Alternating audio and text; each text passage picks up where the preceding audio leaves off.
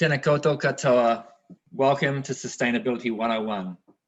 My name is Dave Watson and I am the National Network Manager for the Sustainable Business Network, or the SBN. For most businesses, sustainability is something they can't ignore anymore. The zero carbon bill, climate strikes, the noise around plastics in the ocean, the state of our waterways, and now COVID-19. Sustainability has gone from something out there to something right up here. It can be confusing, it is challenging, almost too hard basket, but it is now, the time is now to act. There has been a lot of talk about building back better post-COVID to enable a low carbon future. And this event is for the individuals and organizations who are just beginning their sustainability journey. I will give you some ideas on how to start or take the next step on your sustainability journey, and hopefully a spark to help you do that. And I will also tell you about the SBN as a place to come together, collective impact. Before we start, a little bit of housekeeping. If you'd like to ask a question, and I really would love it if you ask questions, we're going to have some breaks in between. Please use your Q&A function at the bottom of the Zoom screen. Zan, our wonderful event manager, will be in the background helping out. So thank you, Zan. You'll see her pop up shortly. You can also let us know if you have any problems or issues with sound, etc. via the Q&A function. I'm going to pop in and out every now and then to answer questions, and I may ask you for a show of hands, get you moving about, that sort of thing. So I'm just going to get my presentation up for you.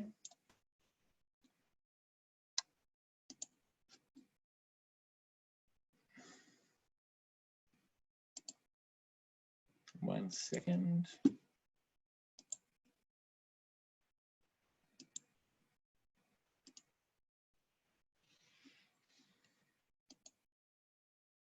Okay, so what I want to leave you with today, a better understanding of what sustainability is and why it is important for business, an understanding of how and where to begin your sustainability journey, clarity on the sustainability issues and how other businesses have addressed them, and knowing how SBN can support and help you. So what is sustainability? Well, you know, it's definitely not about hugging trees anymore. It's a whole lot more than putting out the recycling, and it's a whole lot more than printing double-sided. But sustainability can mean different things to different people in different contexts.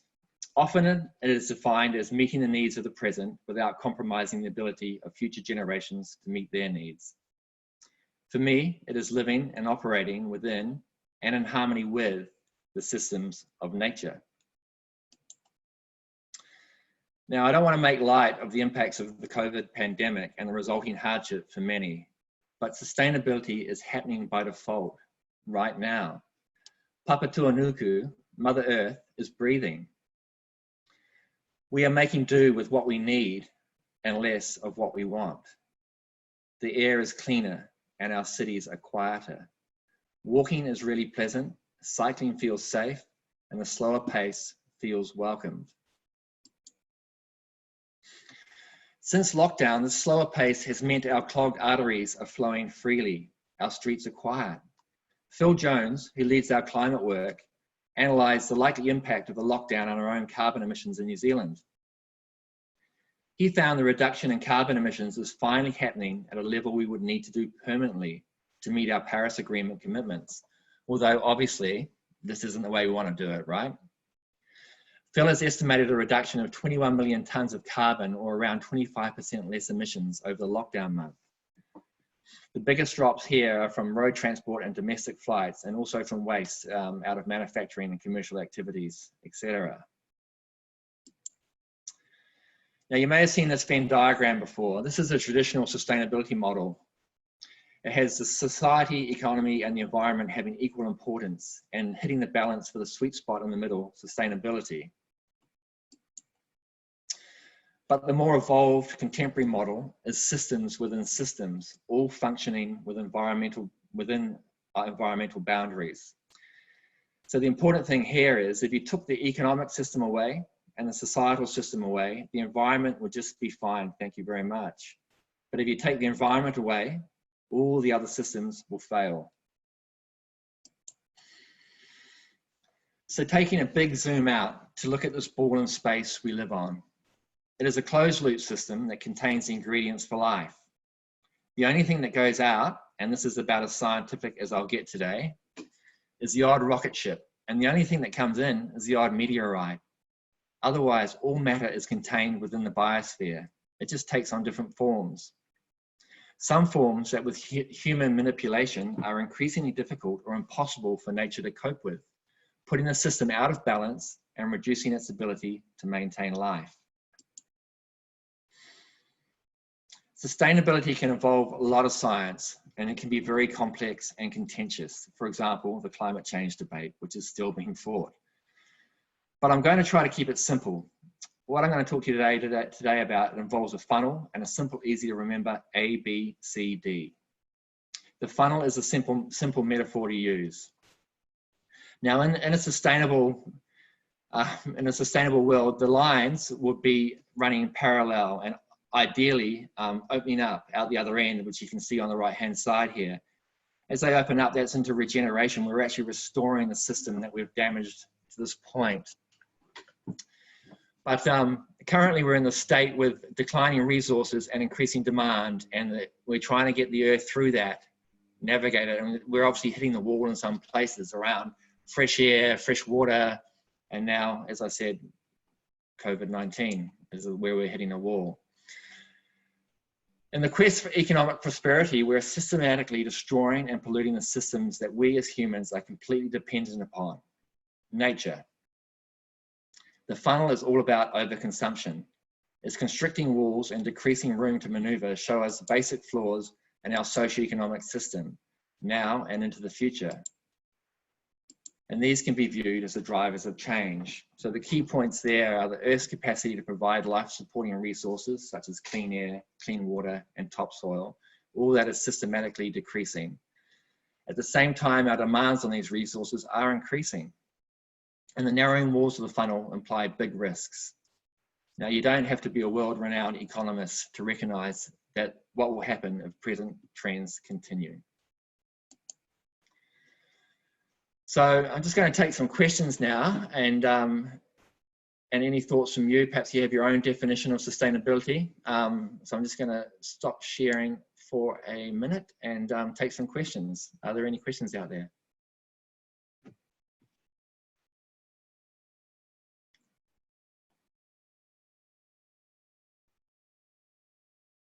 Well, I guess not. I'm going to, Zan, are there any questions? Hey, Dave, the one question I've gotten so far is, given COVID, why would, and we've been able to see everything around us clear up a bit. Businesses are really thinking about how they can go forward, being sustainable. Why would businesses continue in that trajectory of not creating sustainable change? By not creating sustainable change? Yeah, why it's, yeah. Well, I guess there's going to be a lot of pressure for people just to get businesses back running as normal. But I think we can take a lot of lessons out of the COVID situation, and working from home, for example. We've found it really a really useful thing at the SBN. It's worked really well. It's driven us onto technology like this. The need to actually jump in a car and go to work, you know, we might not need to do that anymore. So just a little thing like that is something a business can adapt out of this, even if they are inclined to crank business up as usual. How's that? There's another question that just came up. Do you think it's okay that people bounce between different resources? Like, people often say that people will use up one resource and then go to another resource. How should businesses think about this problem? Well, I guess that bouncing from one resource to another is essentially unsustainable. It's just it's perpetuating the problem, and at some point the resources are going to run out. So we need to learn how to use those and work to use those resources more effectively and keep them circular. So instead of having a take, make, break, throw away economic model, when we take a resource, we keep that in circulation and retain its value. Cool, thanks. There's another question that's come in, but I think I'll save that one until the next break, because I think you're going to address it in the next section. Okay, cool. Okay, I'm going to jump back in now. Yeah, thanks.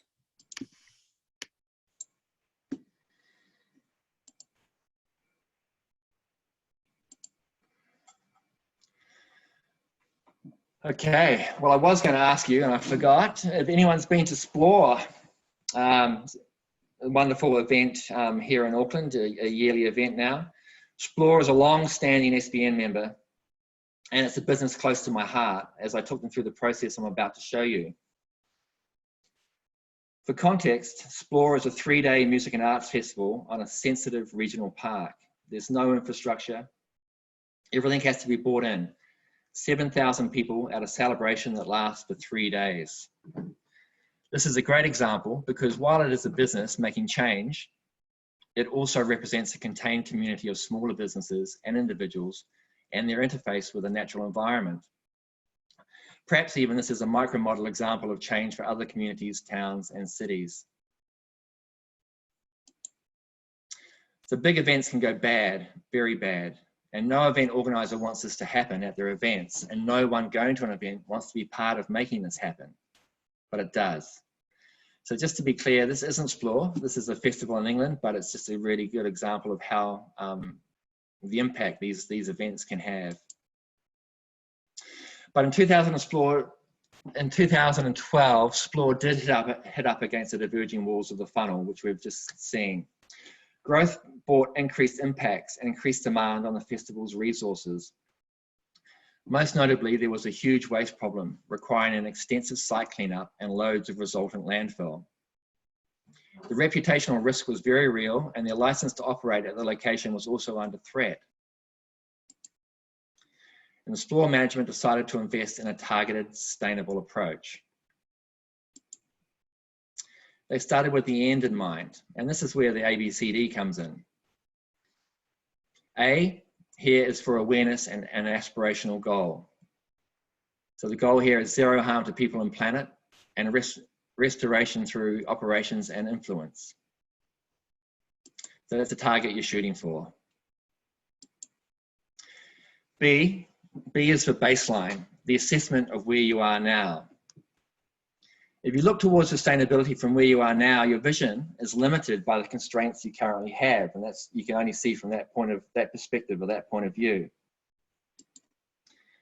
But if you look back from your success, the definition of success, and apply backcasting, and work out how to get there from your current state, this stretch in between the two is often where the innovations are found, which is C. The creative solutions, actions, tools, and resources you can apply to reach your goal.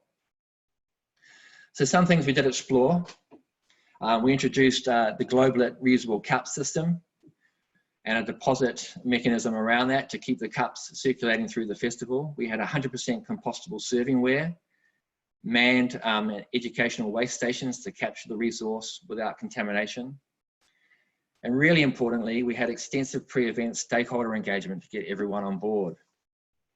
We also built supporting networks by doing things like joining the SBN.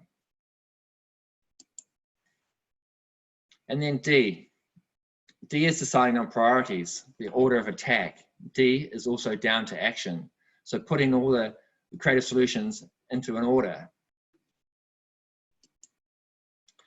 On the journey from harm through to restorative, from compliance through to leadership. And importantly, at each step, asking, is it taking us in the right direction? Is it a flexible platform? And is it a good return on investment? And the end result for Splore, a huge leap towards their vision of success in 1 year. They did a huge amount in 1 year. The work and brand were recognized as a sustainable benchmark. The venue owners, Auckland Council, used Splore as an event benchmark for others to follow. And there was some really great data. 73% diversion of waste to landfill. That's only 2 kilograms of waste per person generated during the whole 3 days. And 93% of diversion in the festival area. So that's taking the campsite out, 93%, which is a really fantastic result. and flying in the face of a huge international problem, and it happens here in New Zealand all the time for New Year's Eve festivals, for example. Splore only had 7 left tents, which really is quite phenomenal. You can go to the warehouse and buy a tent for like $16 or something, and those tents just get left behind all the time, creating a huge amount of waste. The reusable cups circulated throughout the weekend prevented 55,000 single-serve cups going to landfill, and there was a 25% reduction in vehicles on site with carpooling initiatives. Connecting back into the SBN, Splore was a finalist in 3 SBN awards, and they now had a great story to tell and build on, and they have. There's been increased sponsor interest, and their community is engaged in sustainable practice, and people come to the festival expecting it. And another great thing was the behavior change. That year we created a behavioral tipping point where the attendees became self-regulating and pulled each other into line. If someone dropped something, someone else would pull them up and say, hey, pick that up. So it was a great tipping point and a good lesson learned by me seeing that happen. So I'll just take a couple of minutes now to address some more questions and have a little break. So let's get out of there. Okay, we've got some more questions. These are good. You mentioned that there's no right definition of sustainability, but do you happen to know if there is a common definition that lots of businesses you speak to use? That definition I used about I need to go back to it. I've just had a bit of a brain fade on, but I think just keeping things in play for, acting now in a way that is sustained, allowing the future generations to prosper. But I'll need to go back. It's a definition from Butland. But I personally like operating within the systems of nature. We are nature. We tend to we've been conditioned, educated, and ultimately highly rewarded in our work to live outside the systems of nature. So it's a really easy miss for us to make because we're supported to live in an unsustainable way. So I personally like operating within the systems of nature as a guiding definition. Sweet. Yep, that's good. We have another question. What is the truth about how recycled materials are handled? We think we're doing the right thing to put things in bins, but do they actually get managed in a sustainable way? Or are we just kidding ourselves? I'm not a skeptic, but wonder what is truth? What is truth? Truth is very complex, and it's there's different truths in different areas of New Zealand and different truths around the world. Recycling is market dependent. It has an economic overlay. So if something is of value, it will get captured and recycled because it's in someone's best interest to do that. It's a systemic issue as well. Like recycling does happen. For example, PET and HDPE, which are 2 of the more valuable plastic products, will get captured when the system allows it. So if that product gets into a recycling bin that is taken to a sorting station that will sort it and separate it and send it back to a processor, either in New Zealand or offshore, it will get recycled. But there are lots of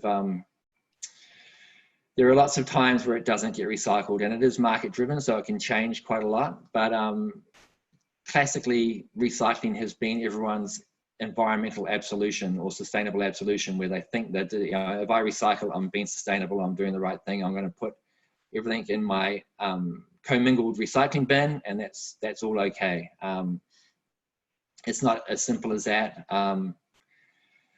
I'm going to defer to our tools and resources, which I'm going to allude to later on. If you go into our tools and resources on our website, on the SBN website, you'll see a plastic packaging report in there, and that will give you a whole lot more detail to answer your questions. So I suggest you go in and check that out. It's a really wonderful resource, but it is a very complex issue, and it's one that we've been working on, doing a lot of work on, and that report is an example of the work we've been doing at SBN. Cool.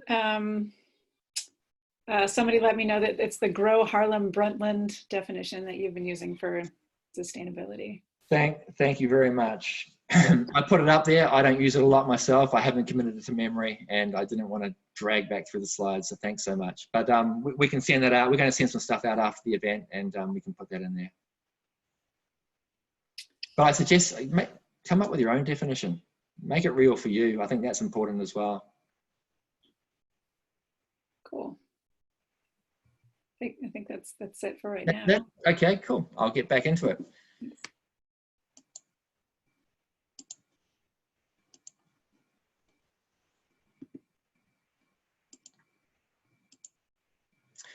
Okay, so from Splore to Soar, I want to give you some examples of other SBM member businesses that are successfully embedding sustainable practice. Soar Printing is a type of business most other businesses engage with. So everyone needs printing, right? We do. We use Soar, and we go to Soar because they have sustainability credentials, and we want to use a company that is doing sustainability and engaging with sustainable practice.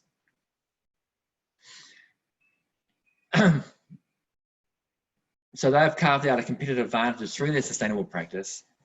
Soar has been in business producing print since 1920, and as a third generation New Zealand owned and operated family business, they have evolved today to be an industry leader in both new print technology and environmental practices. They are certified carbon zero and certified FSC, which is Forest Stewardship Council. And now, while I don't have the figures with me, I know that sustainable practice has been very good for their bottom line as well. So Atik is an example of a company that's built on sustainability. So it started out as a sustainable solution, and Atik is the world's only full range solid beauty brand. And Brian West, its founder, started Atik experimenting in a Christchurch kitchen. And now it is a global brand selling in the UK, Japan, and the USA. It has sold more than 1 million bars, saving 25 tons of plastic pollution. The aim is to reduce the widespread use of plastic containers by the beauty industry and encourage everyone to be more sustainable. So when you take the water out of shampoo and conditioner, etc., there's no need for a plastic bottle. Atik products are zero waste. They have natural, ethically sourced ingredients and compostable packaging. And the company's labs are powered by renewable energy. It's currently New Zealand's highest certified B Corp. Now, B Corp is a certification that is available to New Zealand businesses, and Atik, like I say, is the highest certified B Corp in New Zealand. Atik is a huge New Zealand and international success with sustainability at its core. Lion Breweries is a big traditional company in contrast, and it's trying to turn the ship around. So we all love beer, right? I know I do. I haven't had so much of it in lockdown, but I love a good beer and I love a craft beer.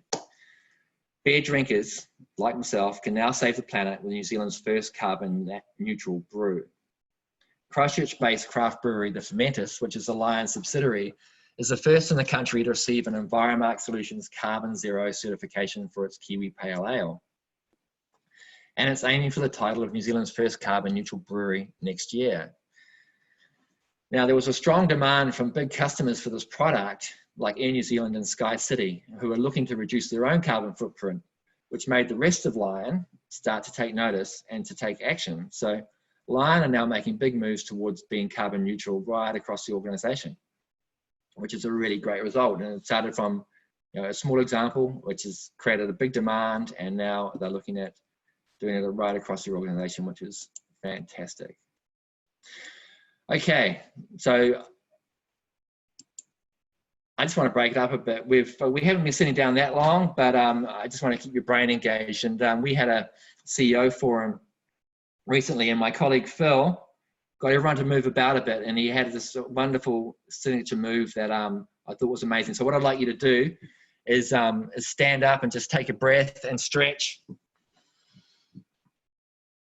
Breathe out, and Phil's signature move, shadow boxing, which I thought was pretty fantastic Zoom innovation. All right, so hopefully that's got your brain, some oxygen into your brain. I'm going to take you back into the presentation.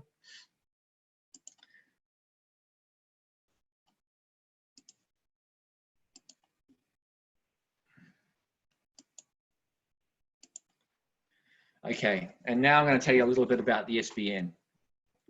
I've seen about half of you are SBN members and half are non-members new to the SBN. So welcome all the new people. And for you SBN members, this is a good chance to refresh yourselves on what we do. Our purpose at the SBN, empowering business so people and nature prosper. We're a network of 650 businesses, from startups to big corporates and government departments. Organizations spanning sectors, industries in the whole of New Zealand. And importantly, some of those organizations are really quite a way down the track with their sustainable practice, and some are just starting out and everything in between. And we can work with all sort of sustainability maturity levels, sizes, sectors, etc. So collectively as a network, we connect, inspire, and act. And we do this through building capability. With events like this, we also create business-to-business connections through our networking events, and we take action through events built around our project work. And we celebrate the collective impact of the network at our showcase event, the Sustainable Business Awards, which you can see here on the left, or on my left, but on your screen. We tell the stories people want to hear, stories that inspire, inform, and connect businesses to great ideas, and connect them to each other. A network of businesses engaging in sustainable practice is a network full of potential partners, sustainable suppliers, and customers. The SBN membership contains the products and services that will help you move your business towards sustainability. The SBN directory is the first place to look when you are looking for a supplier with sustainability credentials. And you'll find that on our website. There's the page on the slide, but easy to find on our website, and that's the place to go and find what you're looking for when you're looking for a supplier with sustainability credentials. We build capability through our young professionals platform, the Now Crowd, which is 170 of tomorrow's leaders who want to drive change in their careers. We're helping them with skills, resources, and a supportive community. Now, have you had any new recruits or potential new recruits turn up and ask you about your sustainable performance, about what you're doing for environmental and social impact? You probably have. It's happening more and more. If you have, joining them to the Now Crowd to support them and at the same time build your capability would be a really valuable thing to do. We also build capability through our Leadership in Sustainable Business course. This is a 6-day deep dive into the why, what, and most importantly, the how of sustainable business practice. And when you need some expertise, our advisory team are here to help. We also run projects in key impact areas of water, circular economy, and climate action. Our projects are where businesses can come together to take action. 2020 is an opportunity for unprecedented positive sustainable impact. The SBN's water projects are millimetre streams, which is all about restoring New Zealand fresh waterways through riparian planting, and also our work restoring the moray of the life force of the Hauraki Gulf. Our circular economy projects are product stewardship, which is effectively helping businesses build end-of-life solutions into their product offering, and the new plastics economy, which is addressing the issues around plastic packaging. And you'll find more on all those projects on our website under tools and resources, and I really encourage you to go and check that out. I won't talk too much about them now. Our new emerging project is Climate Action 2025, and this is aimed at helping SMEs take meaningful climate action. Now, there's been a gap. In this area, there's a growing demand through RFPs, through supply chain demands, and we've seen there's a lot of confusion out there with SMEs who really want to do something. They just don't know what to do, how to do it, where to start. It's really confusing.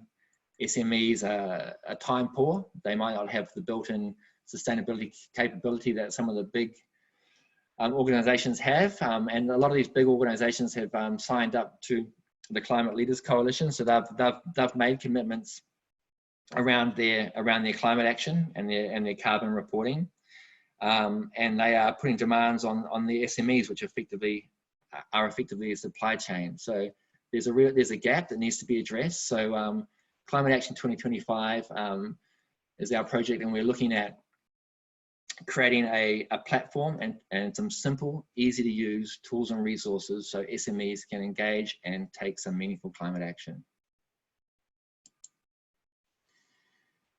Our practical tools and resources, which I've talked a bit about through this presentation, contain all you need to get started on your sustainability journey. Now, we've made them free for everyone during the COVID-19 time. And this is thanks to the financial support of our members over the years. All these have been financed by our members. And there is a goldmine of information for businesses starting out. Actually, it's probably a goldmine for all businesses, regardless of how far down the track you are. So you'll see we've got resources that sit in here under circular economy, climate, energy, smart office. Now that's a really good place to start. There's a smart office guide in there that will help you run sustainability through your office operations. It's a really simple and wonderful guide to use in your office operations. Procurement guides, transport, strategy, zero waste, and probably really importantly right now at this time, well-being, which is a really crucial part of sustainability, and often the social side of sustainability is often overlooked. We get caught up in the environmental impacts, but it's really good to consider the social implications as well, and you'll find some good resources there. Now, I just wanted to finish with this cartoon. You may have seen it, it's been around for a long time. It's a favorite of mine and it pretty much says it all. So I hope I've given you some useful information, and thank you so very much for your time and connecting to the SBN. Please feel free to reach out to me with questions on what we have covered today, and also if you're interested in joining the SBN. There'll be a follow-up email with my contact and links to the SBN tools and resources. So thank you very much again. Be safe and be kind out there, and I'll answer any further questions now. Cool. We do have some more questions. We have a couple of we have a comment from a waste management expert, and I just wanted to let people know that speaking from a waste management point of view, to enable successful recycling, it's really important to strictly adhere to single waste streams. No contamination. Contamination is by far and away the most common reason efforts to recycle end up in landfill. I just wanted to let people know that. Going back to the recycling program, do you have anything to add to that? Yeah, I think that's a really key point, and that's how we can engage meaningfully with our recycling. Is not to put half-filled bottles of milk in there and expect that to be recycled, or I don't know, all sorts of crazy stuff ends up in recycling, and a lot of it isn't recycled. Broken glass is another thing that is a nasty contaminant in our recycling. So if you can have some consciousness around that, I know Auckland Council, for example, has a guide of how to engage in recycling that I think is even on the bin lid, or it has been. But they have a guide that you can download, and it's just it is important to avoid contamination wherever you can. Thanks. I've got a question about supply chain. How will we? Do you think we will? Can we adapt to a more local supply chain over the coming months? And could this or would this be good for New Zealand business sustainability? I think that the COVID situation has really exposed the frailty in our international supply chains, and I think it's a really fantastic opportunity to engage with local suppliers and businesses. Yeah,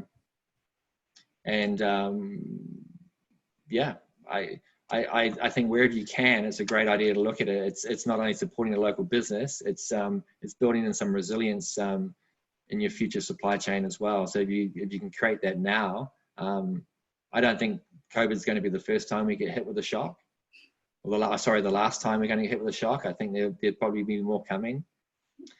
So it's a really good opportunity to learn from what we're experiencing now and start building some resilience into your supply chain. And what would happen if planes stopped, ships couldn't come here? Start thinking about it that, like, where are you going to be hitting the wall in that funnel, and sort of project that, and then solve it. Look at a solution. Somebody asked, what are the top 3 things you would suggest a startup business should do to begin its sustainability journey?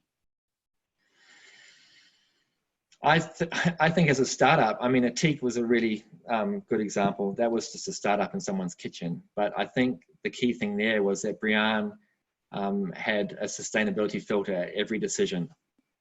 So every decision she made went through a sustainability filter, for want of a better term right now. So I think that would be the key thing to make to set your vision of success. And if it involves being sustainable, then put it firmly in your decision making process, and that will inform everything going forward. It'll help you with your supply chain, with the materials you're using, the partnerships you make. Yeah. And I have a question that's SBN specific that you've touched upon and perhaps already answered, but just explicitly, what sort of things can your advisory team help with for somebody who's looking for some direction and help right now? It's bespoke. We can listen to your needs and work with you for for an outcome. Strategy, working in materiality assessments. We've looked at things around plastic packaging, for example, product stewardship. I mean, we can target it to your needs, but I think as you're starting out, perhaps helping you with your vision and your strategy would be a starting point. I just want to say, Zan, that the advisory is discounted to members as well. So there's a significant discount to members.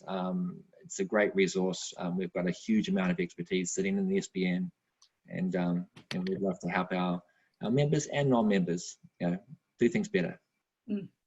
What are your thoughts on balancing the tension between supporting sustainable solutions and procuring the best product or service?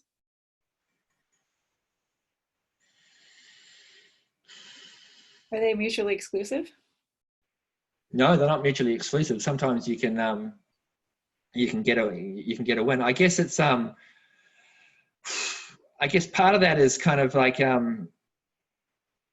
what is the value short term or long term? I mean, there's some decisions you might make now might have a cost in the short term, but long term will prove to be a saving and a benefit. It's complex as well. There's no sort of silver bullet answer to that, but I guess it's also to a degree what's valuable to the organization. Is there some other associated benefit? It could be around, like in Splore's case, for example, around the story you can tell at the other end. They spent money to go through that process, and it was a big risk for them. But the benefits, the sort of some of the unforeseen benefits, kind of really made up for that investment. And there's a question actually that tags along with that. Is it very common for businesses to see similar benefits like Splore did after implementing sustainable initiatives like more sponsors or engagement, stakeholder interest, et cetera? Yeah. I'm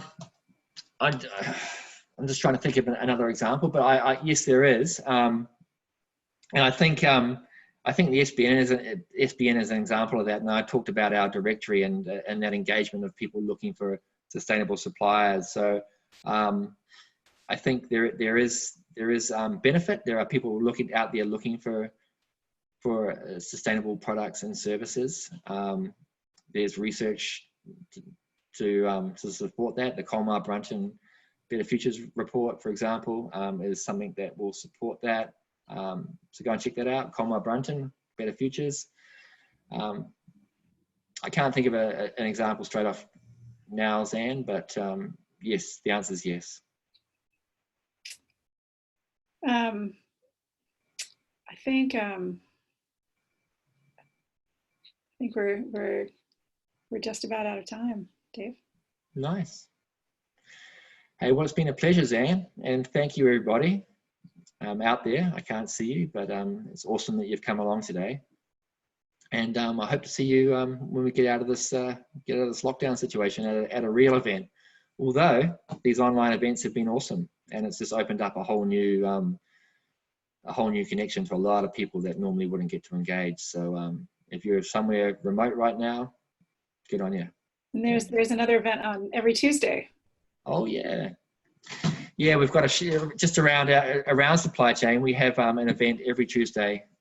It's to engender business-to-business opportunities, and it's two of our wonderful members each week pitching their products and services, and with a Q&A at the end. So it's a great way to come and learn about what some of our businesses are doing as well.